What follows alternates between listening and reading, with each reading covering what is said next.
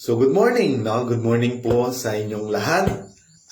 Kumusta kamo tanan, no? Sa sininga adlaw sang Miyerkules, October 6. Kung tama ako, October 6, 2021. So Luzon, Visayas, Mindanao, and even to all my friends who is working abroad. So and also to all my classmates. So mayong aga sa inyo tanan, no? I hope that you are in good condition, and I pray that God will always protect you with His, He will cover you with His precious blood, and also may His favor and blessing, and also He will give you courage and strength. Amen. So sa adlaw-adlaw, sa bawat minuto ng ari kita diri karon, no, sa sininga kalibutan. So and also, no, kahit ano pa man, no, maski ano pa man nga ara sa aton, wala sang kisiguruhan, no, ang iniya kinabuhi. Ang sigurado lang, kung ara lang kita sa presensya sa Ginoo, na kung ano man ang matabo sa aton niya kinabuhi, ara gid kita sa iya, no, nga ara kita sa iya nga himaya. Amen. So kay ang tanan nga bagay bisan ano pa man, no, for this time nakita naton kung ano gid, no, ang pinakaimportante sa tanan nga butang. Ang pinakaimportante lang about His word, kay tungod sa iya nga mga pulong, kung aton mabatian, ini nagahatag sa aton sang kakusog, ini nagahatag sa aton sang kalipay, ini naga-provide sa aton sang provision, ini nagahatag sa aton sang strength, courage, no, and hope sa adlaw-adlaw. So according to His word, no, ini naga-manifest sa aton nga kinabuhi, ini nagapamuhat, no, sa aton nga kinabuhi, no. That's why silinga ni Paul, the letter of Paul to Timothy, no, siling niya, no, in the later days, no, the Spirit says nga madamo gid sa mga tumuluo nga magtalikod sa ila nga faith.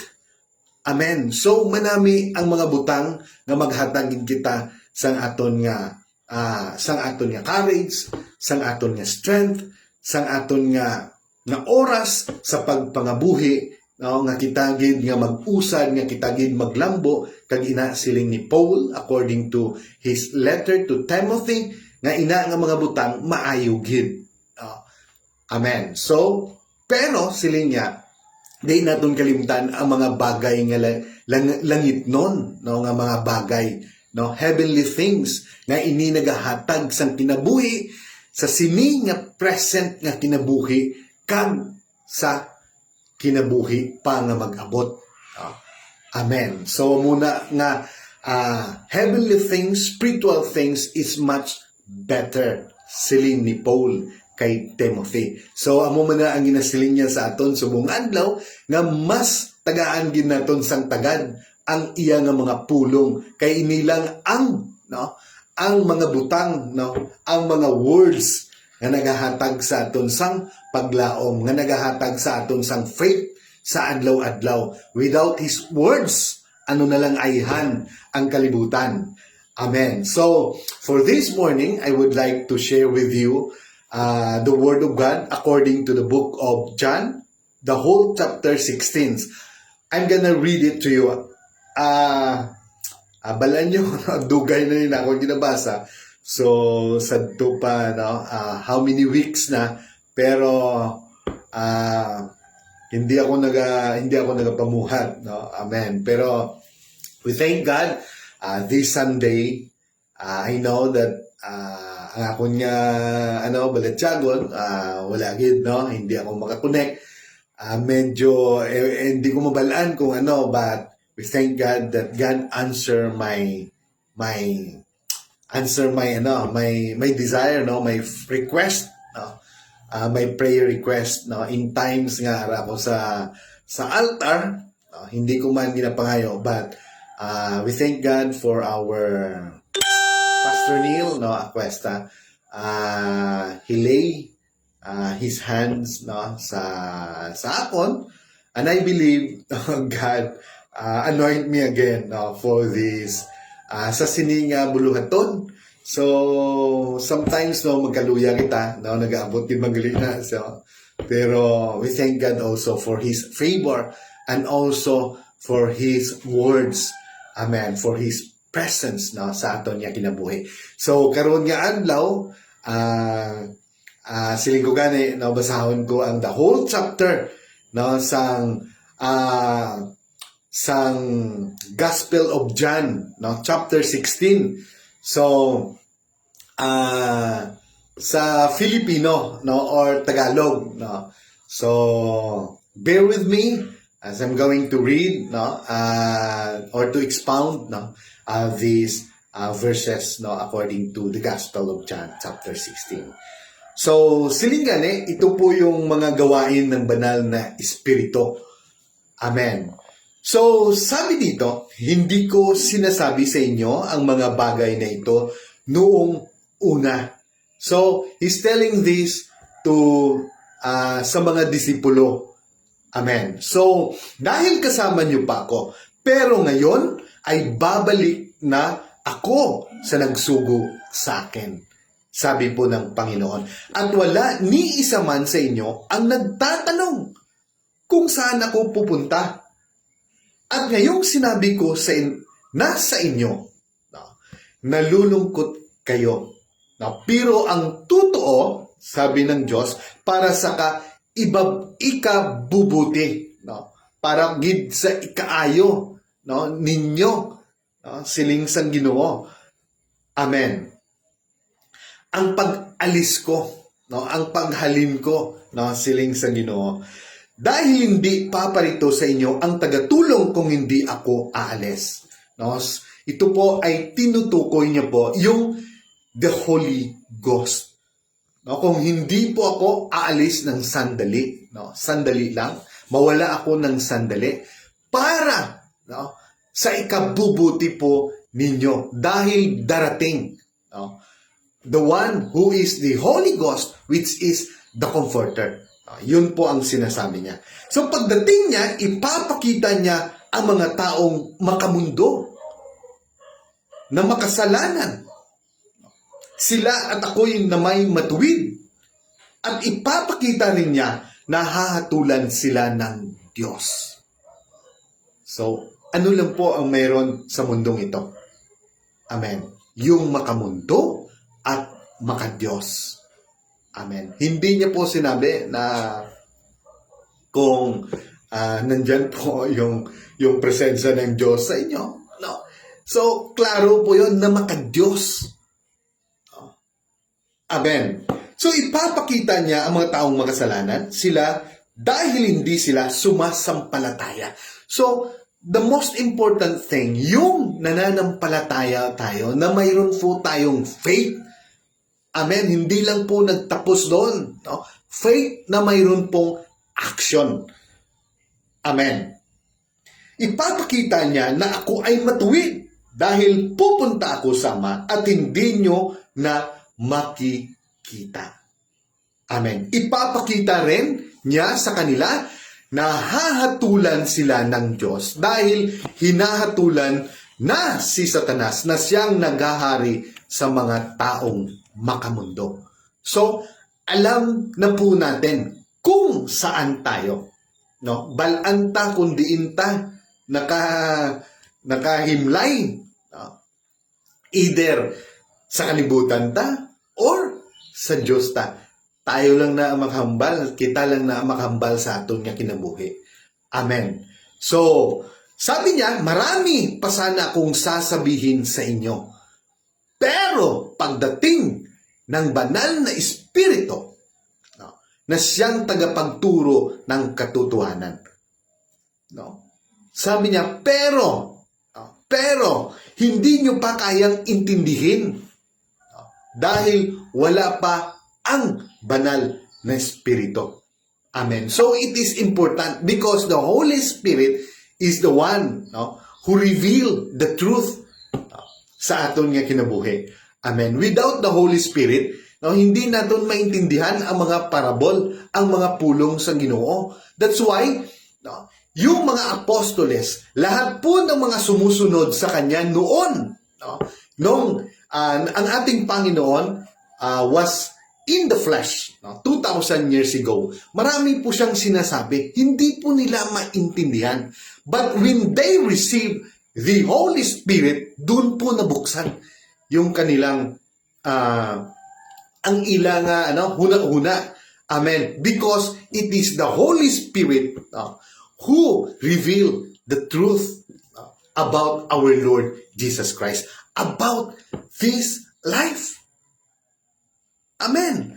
So, kaya nga sabi niya, pero pagdating ng banal na Espiritu na siyang tagapagturo ng katotohanan, tutulungan niya, no? Tutulungan niya kayo para maintindihan niyo ang lahat ng katotohanan. Ang ituturo niya ay hindi galing sa Kanya. No? Sabi po ng ating Panginoon, Amen, hindi po galing sa Kanya. Sasabihin niya kung ano lang ang naririnig niya at ipapahayag niya din sa inyo ang tungkol sa mga bagay na darating. Kaya nga, mas importante yung heavenly things, spiritual things, dahil mayroon talagang mga bagay na darating, which is sa pagbalik, the second coming of our Lord Jesus Christ.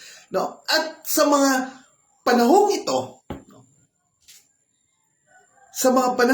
in the last days, sabi nila, sabi po ng banal na kasulatan, matindi po ang mangyayari. Kaya kailangan po natin ng pag-intindi. Kailangan po natin ng banal na Espiritu para malaman po natin kung ano ba talaga ang i-reveal ng Diyos, ang pinapahiwatig niya. Amen. Sa ating buhay. So, tingnan naman po natin. No? Amen. Tingnan na lang po natin ang nangyayari, no, sa mundong ito. Amen. Hindi lang po because of this virus, ang dami po, no, yung problema nag-arise. No? Dati-rati, no, hindi naman natin alam kung anong nangyayari sa buong mundo.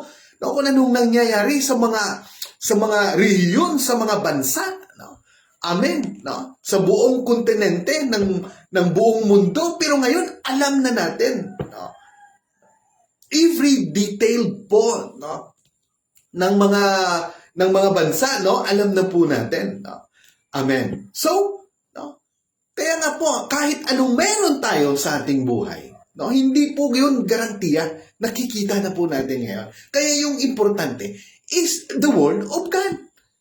No, yung mga pulong sa Ginoo ang pinaka-importante kaya ini ang makahatag sa aton sang faith. No? Keep on hearing and hearing the Word of God. Ito po yung nagbibigay at nagpapalago ng ating pananampalataya at hindi lang po yan. Ito po ay magbibigay sa atin ng kaligtasan. Yun po ang pinaka-importante. No? Kaya nga sa Facebook, minsan pag makita mo, mayroong mga kandila. No? Parang araw-araw na lang, ganun. Amen. But we thank God, no? Amen, na nandito pa tayo because of His grace and it is because of His Word. Dahil kung wala po ang banal, no? Ang banal na kasulatan, no? Ang kanyang pong mga pulong, ano ayhan ng kinabuhi isang tao sa bilog kalibutan? No? Because of His words, only His words, no? Nabuhat ang kalibutan. No? Nabuhat ang tanan niya butang, no? Except lang sa tao, no? Ginbuhat niya, gipurma niya sa iya kamot, kag gintayupan niya sa iya nga the breath of life. No? Amen. So, no, it is very important. That's why, no, we keep on hearing, no, the Word of God, kag ina nga mga pulong sa Ginoo, kung may ara gani kita nga mabatian nga kanami gid sa aton, no, nga tagipusoon, kag ina nga mga promesa, we keep on declaring, we keep on pronouncing, no, sa sina nga mga pulong, kag ina naga manifest, no, sa aton nga kinabuhi, no. Amen. We ask God, no, through according to His Word, according to His promises, no, sa iya nga mga pulong, no. No, ano na yan, no? Kaya ang Ginoo nagipag-istorya sa aton, no, pinaagi sa iya nga mga pulong sa banal nga kasulatan. Amen. Amen. No, that's why no, in 1 week, no, pumupunta po tayo uli. No, sa church para po para makinig sa kanyang mga salita. Amen. So tuloy tayo. So, sabi dito, ang ituturo niya ay hindi galing sa kanya. Sasabihin niya kung ano lang ang naririnig niya at ipapahayag din niya sa inyo ang tungkol sa mga bagay na darating. Paparangalan niya ako dahil sa aking manggagaling ang lahat ng ipapahayag niya sa inyo. Amen. So, sino po ang Panginoon? No? Kundi yung ating Panginoong Jesucristo. Amen. Ang lahat ng nasa Ama ay nasa akin. No? Kaya sinabi kong sa akin manggaling ang lahat ng ipapahayag niya sa inyo. Amen. So, mapapalitan ang galak, no? Ng galak ang kalungkutan. Kasi, sinabi niya lang ito. Pero, nung makita nila yung dadanasin ng Diyos, amen, sa cross, amen, napakasikit po nun. Masakit lang nga pag binitray ka, pag iniwan ka. If you are broken-hearted or kahit na hindi ka lang napansin, masakit ngayon Amen? So, ano pa kaya? Ano pa kaya kung nakita mo yung Panginoon, yung Diyos, na talagang tinanggap niya lahat ng pain. Hindi lang pain, physically, but even pain po doon sa kaibuturan po ng kanyang heart, ng kanyang kaluluwa. So, tuloy tayo. So, sandaling panahon na lang, at hindi nyo na ako makikita. Amen. At pagkatapos ng kaunti pang panahon, ay makikita nyo akong muli. Yun ang sabi niya. Nagtanungan ang ilan sa mga tagasunod niya, ano kaya ang ibig niyang sabihin?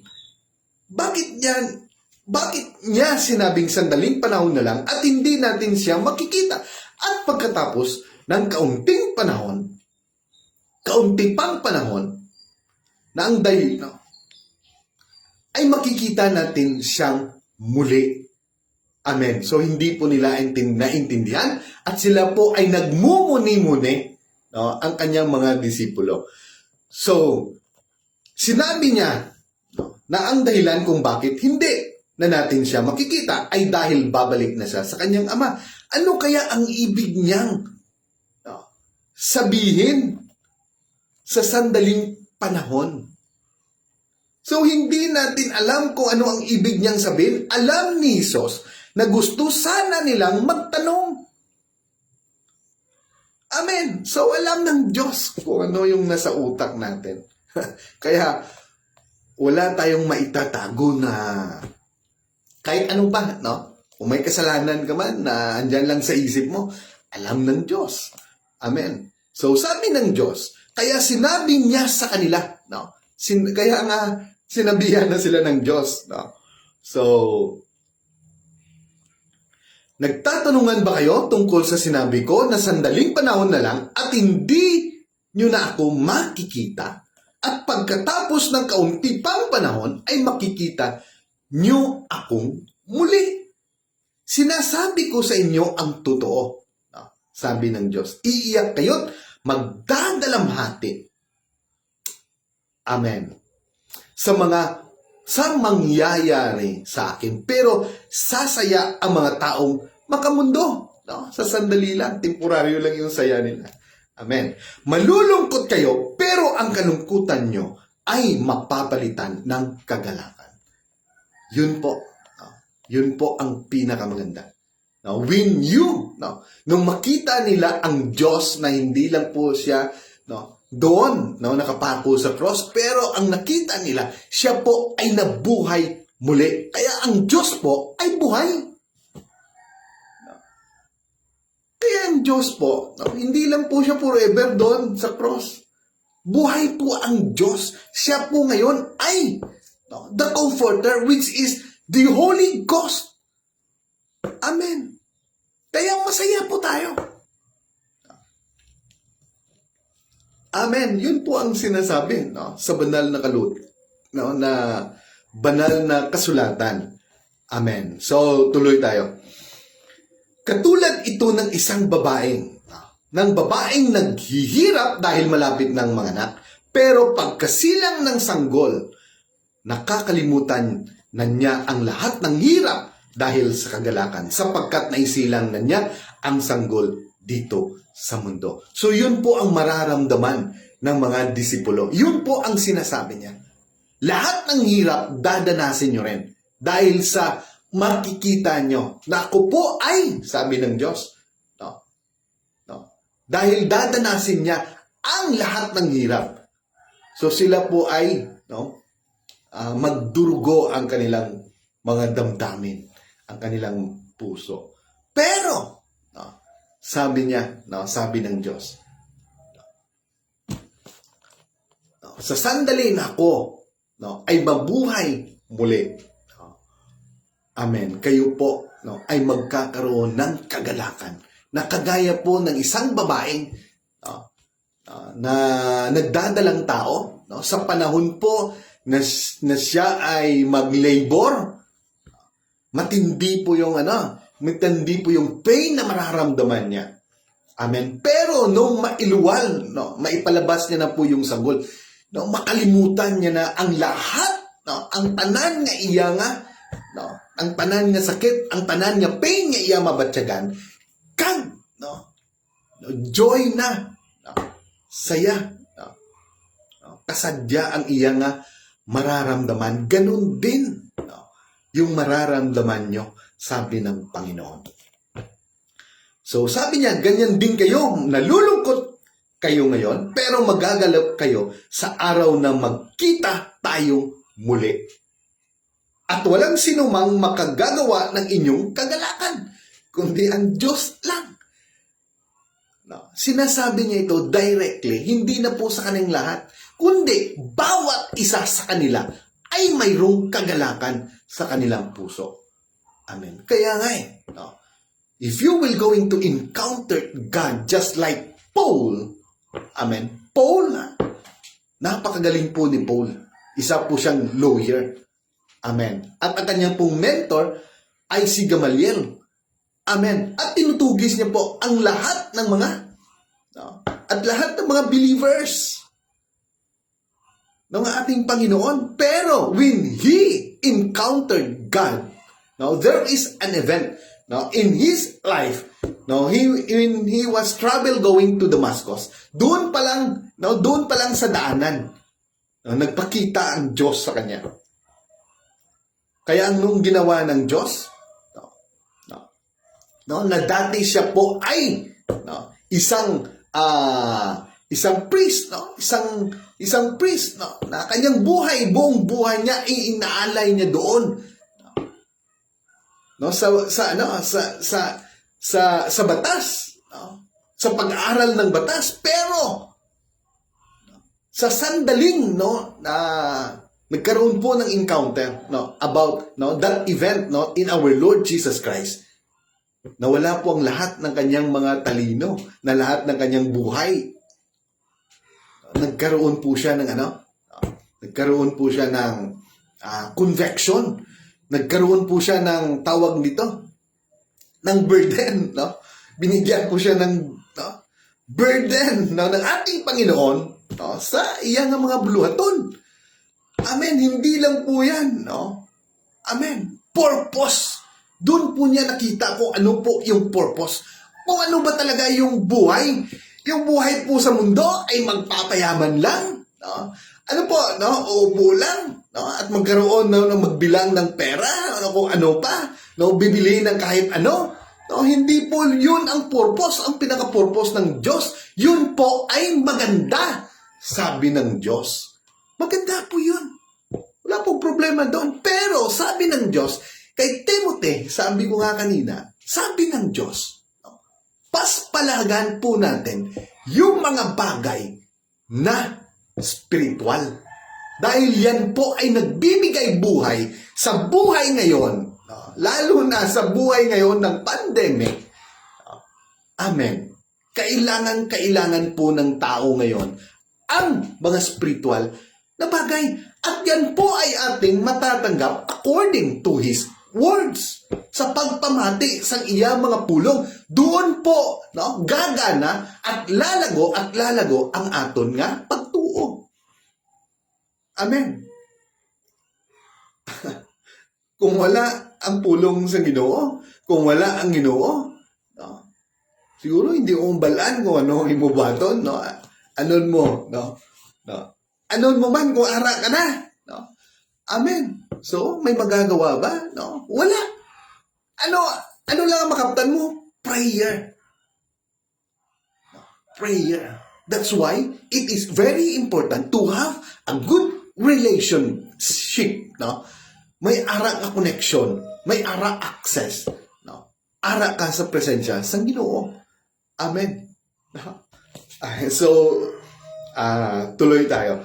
So, sa araw na iyon, hindi nyo na kailangang humingi sa akin ng kahit ano. Yun po ang sabi ng Diyos. Kung matabo na ini nga panahon, ang ini nga butang, sila niya, sa akon kinabuhi. Sa adlaw, nga to, hindi na kamo makapangayo sa akon, siling sa Ginoo. Sinabi ko sa inyo ang totoo, anumang hingin nyo sa Ama sa aking pangalan ay ibibigay niya sa inyo. So, saan tayo ngayon hingi? Sa Ama na ngayon tayo hingi. Sa ating Panginoon. To our Father. Heavenly Father. Through the name of our Lord Jesus Christ. Through the power of the name of Jesus. Amen. Yun pa. Yun po ang sinasabi niya. Kaya ngayon, hingin po natin sa Ama ang lahat ng bagay na dinidesire po natin. Especially yung divine protection. Especially yung kanyang presensya sa ating buhay. So, hingin po natin. Yun po ang sinabi sinabi po in the Gospel of John na hingin po natin ang lahat ng bagay sa Ama. Ang sabi po ng ating Panginoon, through in the power of His name, Jesus Christ. So, sa ating pangalan ay ibibigay niya sa inyo. So, sino pong magbibigay? Ang ating Panginoon. Hanggang ngayon ay wala pa kayong hinihingi sa Kanya. Sa aking pangalan, humingi kayo at makatatanggap kayo para malubos ang inyong kagalakan. So, yun po ang sabi ng Diyos. Kaya hanggang ngayon wala pa kayong hinihingi sa aking pangalan. So, He is addressing it sa lahat po ng Kanyang mga disipulo. Pero, for today, ngayong araw na to, ang Diyos po ay nagsasabi. Hingin po natin ang mga bagay na gusto natin sa ating pamilya, sa aton nga pangabuhi, sa aton mga kabataan, sa tanan-tanan nga butang. Pangayuon naton sa aton nga tatay, Abba, Father. Amen. It means tatay. Kaya nga kung may connection ka, na malapit ka sa ating Panginoon, sometimes pwede mo na siyang tawagon niya, tatay. Heavenly Father, Abba Father. It is because of what? It is because of the connection of the Holy Spirit. Amen. Of our Lord Jesus Christ. So, sabi ng Diyos, wala pa kayong natatanggap hanggang ngayon dahil hindi pa kayo humingi sa aking pangalan. So, anong sabi ng Diyos? Hingin po natin sa kanyang pangalan. So, at sabi niya, para malubos ang inyong kagalakan. Para po kumpleto yung ating saya sa ating buhay. So, sa araw na ito, hingin po natin sa ating Panginoon ang lahat ng bagay, yung desire po natin sa ating mga puso. Alam na po ng Diyos yan. Pero we need to ask God. Amen. Para po maging malubos po yung ating kagalakan. So we ask anything sa kanyang pong pangalan. So, yun po ang sabi ng Diyos, and He's telling you directly right now na hingin po natin No? Amen. Ang mga bagay na gusto natin. So, God bless everyone. Mayong aga sa inyong tanan. So, we thank God no, nakabalik na naman ta sa Sinigabuluaton. And I thank for the anointing. And I thank also to our beloved Pastor Nila Cuesta and also to his family and all the member of all the Bagger Church and also to all my friends here in Pigkawayan. And nagpapasalamat din po tayo sa lahat po ng friends ko po sa Facebook. So mayong aga sa inyong tanan kag may the Lord bless you no sa sininga adlaw and may his anointing, favor, no blessing, financial blessing, no amen, and also divine protection.